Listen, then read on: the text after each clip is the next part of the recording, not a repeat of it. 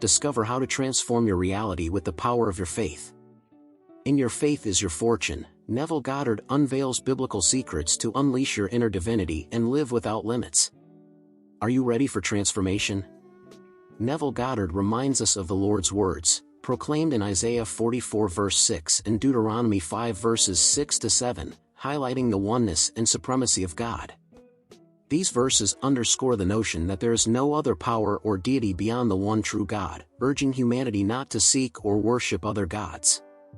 This teaching is crucial as it posits that by attributing power to external entities, humans strip themselves of their inherent divinity and the power that lies within. Goddard draws on the narrative of the New Testament, such as Jesus driving the merchants out of the temple in Matthew 21 verse 12, to illustrate how beliefs in external powers, like medicine, money, or diets, serve as barriers preventing us from accessing our divine capabilities. This symbolic act of Jesus teaches us to withdraw our faith from the money changers and place it within ourselves, recognizing our divinity as the source of all manifestation.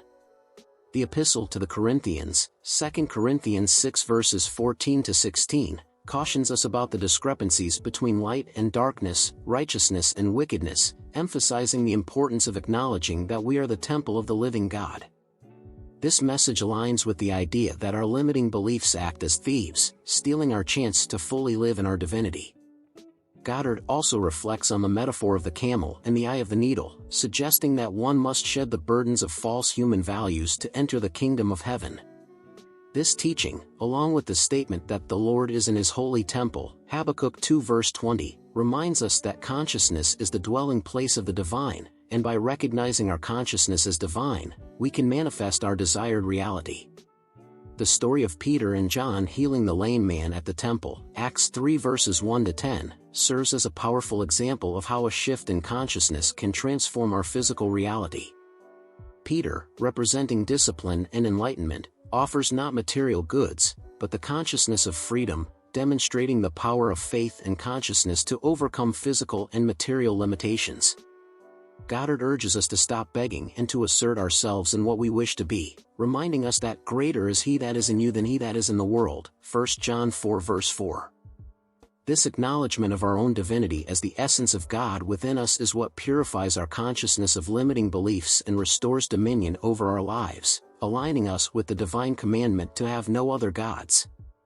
Within the framework of divine principles, through the divine grace bestowed upon me, I have laid down a foundation as a discerning architect, upon which others may build.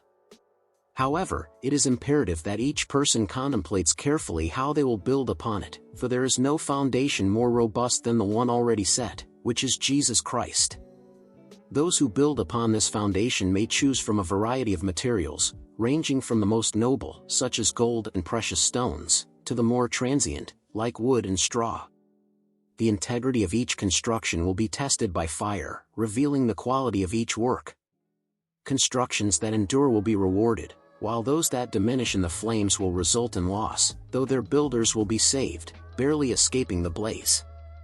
Do you not realize that you are the temple of God and that His Spirit dwells within you? If anyone dares to defile this divine sanctuary, they will face destruction, for sacred is the temple of God, which you are. Let no one deceive themselves. Those who consider themselves wise by the standards of this world would do well to assume the position of the fool to attain true wisdom, for worldly wisdom is deemed foolishness before God. As the scripture says, God catches the wise in their craftiness and knows the futility of their reasoning.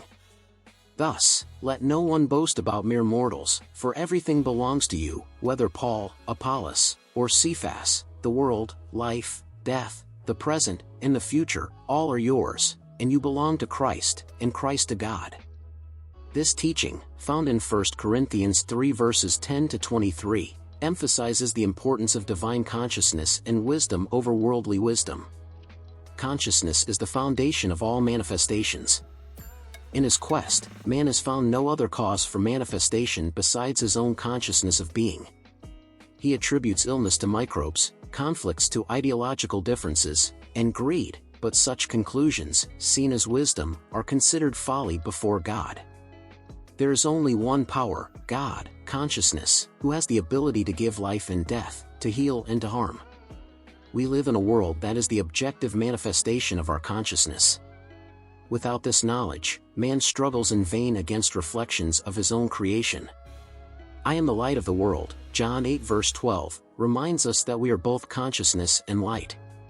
What we are conscious of being is reflected in the world like a mirror. Instead of trying to change the world, we must change our own conceptions. Freedom or imprisonment, satisfaction or frustration, are distinguished only by our consciousness of being. Regardless of the problem, focusing carefully on these teachings can radically transform our reality. Ask yourself how you would feel if you were truly free. The answer to this question is the feeling that must be cultivated, as it is the foundation upon which the change in consciousness is built. This feeling is the father of consciousness, the cornerstone. The manifestation of this feeling into reality is a mystery, but it is certain to occur. Consciousness has unknown paths, and its law is immutable. Just like with a new hat or shoes, a new state of consciousness requires a period of adjustment. Initially, it may feel uncomfortable, but over time it becomes a part of us. Consciousness is always projected into our environment, and looking back at our problems only reinforces their appearance of reality. Jesus taught us to deny ourselves and follow him, leaving behind the problems. Goddard's teachings, deeply rooted in biblical wisdom, serve as a beacon of light, guiding us back to the essence of our being. The scriptures from Isaiah 44 verse 6 and Deuteronomy 5 verses 6 to 7 do not merely highlight the oneness and supremacy of God but also serve as a reminder of our divine connection to this singular source of power. This connection implies that seeking or worshiping external entities dilutes our divine essence, diverting us from the true source of power within. The narrative of Jesus expelling the merchants from the temple, as depicted in Matthew 21 verse 12, is not just a historical recount but a metaphorical lesson on cleansing our temples of external dependencies. These dependencies, whether they be on material wealth, societal validations, or superficial remedies, act as barriers to accessing our inherent divine capabilities. This act of cleansing is a call to introspection, urging us to place our faith within and recognize our divinity as the fountainhead of all manifestations. The Epistle to the Corinthians, 2 Corinthians 6 verses 14 to 16, further reinforces this notion by drawing a line between the sacred and the profane, the light and the darkness. This dichotomy is not external but internal, challenging us to confront and discard our limiting beliefs, which obscure our divine nature. Our bodies are not mere vessels but temples of the living God, sanctuaries that should be revered and preserved from defilement. Goddard's reflection on the metaphor of the camel and the eye of the needle is a profound commentary on the burdens of materialism and false human values. This teaching urges us to shed these burdens to access the kingdom of heaven, which is not a distant realm but a state of consciousness where we recognize our divinity and manifest our desired reality. The healing of the lame man by Peter and John at the temple, Acts 3 verses 1 to 10, is a testament to the transformative power of faith and consciousness. This narrative is not merely about physical healing but symbolizes the liberation from our self-imposed limitations through the realization of our divine essence. In summary, consciousness is the foundation upon which everything is built. No other foundation can be laid. This understanding is essential for all life's constructions, and by adhering to this principle, we can transform our reality.